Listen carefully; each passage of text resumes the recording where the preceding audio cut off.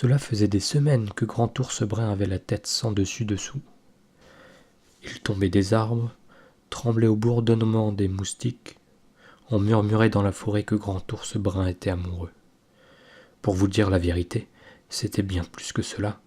Grand Ours Brun était fou d'amour pour une ours blanche qu'il avait rencontrée l'été passé. Cette fois-ci, c'était décidé. Grand Ours Brun allait lui révéler sa flamme.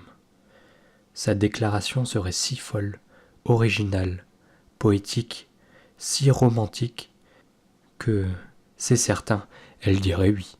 Mais Grand Ours Brun avait beau se creuser la tête, il ne savait vraiment pas comment s'y prendre. Il décida de demander conseil au renard. Il était si rusé. « C'est facile, répondit le renard. Envoie-lui un bouquet de ballons de la plus belle couleur qui soit, le roux.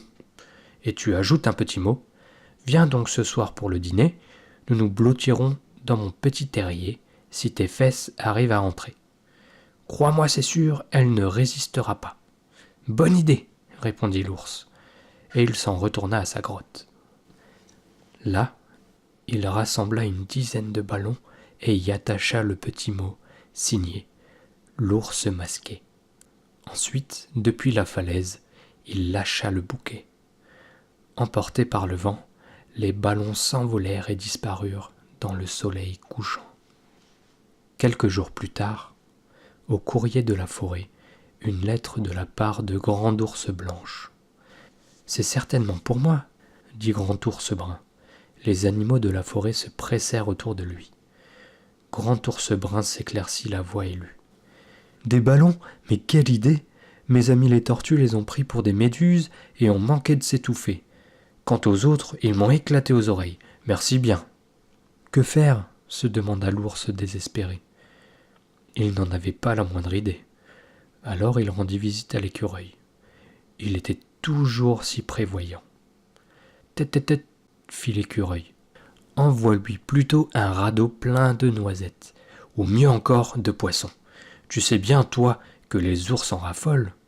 Et puis tu ajoutes un petit mot, mais délicat cette fois, du genre « Pour toi, ma douce au fin museau, ma petite fée à la queue tout ébouriffée, en attendant l'été. » À peine eut-il le temps de finir sa phrase que Grand Ours Brun était déjà dehors. « Merci !» s'écria ce dernier, avant de disparaître dans le sentier. Toute la journée, Grand Ours Brun pêcha sans s'arrêter. Le soir venu, la barque débordait de poissons succulents. Il y glissa le petit mot signé « l'ours masqué », puis poussa l'embarcation vers le large et la regarda s'éloigner vers l'horizon. Une semaine plus tard, l'ours recevait une nouvelle lettre. Abandonnant leur travail, ses amis accoururent près de lui. Grand Ours Brun s'éclaircit la voix et lut. « M'envoyer du poisson pourri, quelle idée! Qui voudrait d'un mari qui gaspille le poisson des océans au lieu de prendre juste ce dont il a besoin ?»« Que faire ?» se demanda Grand Ours Brun, un peu désappointé. Il décida cette fois de consulter le loup. C'était leur chef, après tout. Quand Grand Ours Brun lui raconta son aventure, le loup éclata d'un rire tonitruant. « Mon pauvre ami, ce qu'il te faut, c'est un bateau majestueux avec des feux d'artifice pour faire éclater son nom au firmament. Prends cela, je te les donne.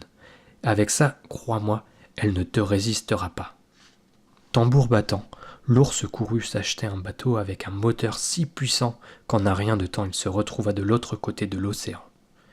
Près de la berge, il attendit la nuit pour lancer ses feux d'artifice, et un immense « Ma louve adorée » jaillit dans le ciel du nord. Quand Grand Ours Blanche sortit de sa tanière et découvrit le spectacle, elle fut vraiment furieuse. « Non, mais vraiment, me prendre pour une louve. En plus, à cause du moteur de ton bateau, ici, il fait trop chaud. Ce n'est pas de la neige qui tombe, mais de la pluie. Ma maison a fondu. Qui voudrait d'un mari qui détruit son abri ?» Grand Ours Brun se cacha au fond du bateau et, dépité, rentra chez lui sans un mot. Pendant des jours, il resta terré dans sa grotte. Cependant, un matin, on le vit sortir d'un pas décidé, son baluchon à l'épaule. « Où vas-tu » lui demanda le renard un peu inquiet. « Au pôle Nord » répondit Grand Ours Brun. En chemin, il ramassa quelques racines, un peu de miel, et prit le temps de pêcher un poisson. Il en fit cadeau à Ours Blanche. « Quelle délicatesse !» s'exclama celle-ci quand elle vit tout cela. Elle ajouta : « Figure-toi que depuis ton départ à l'automne, quelqu'un n'a cessé de me harceler avec des ballons, une barque de poissons pourris et un bateau à moteur.